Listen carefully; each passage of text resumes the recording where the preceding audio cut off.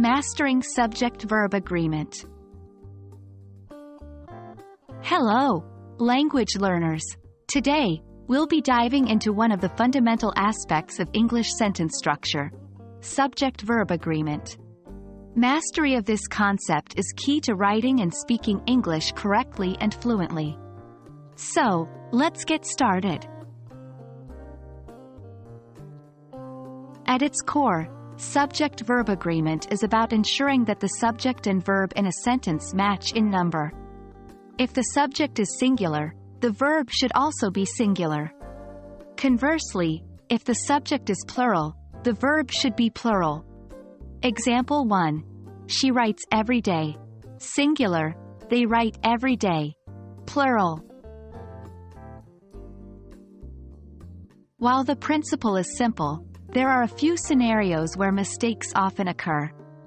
1. Intervening phrases. Sometimes, extra information can come between the subject and verb, causing confusion.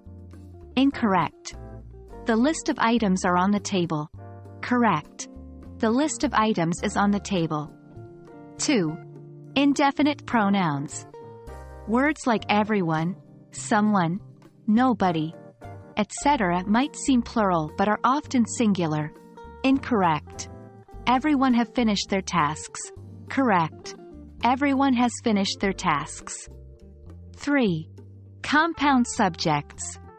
When two subjects are connected by or, nor, the verb should agree with the nearer subject. Incorrect.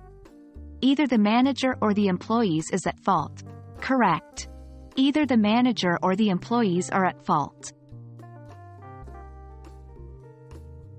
1. Ignore intervening phrases. Mentally remove extra information between the subject and verb to see if they agree. Example: the bouquet of roses is beautiful. 2. Memorize singular indefinite pronouns. Knowing words like each, either, neither, everyone, someone, and nobody are singular can save you from mistakes.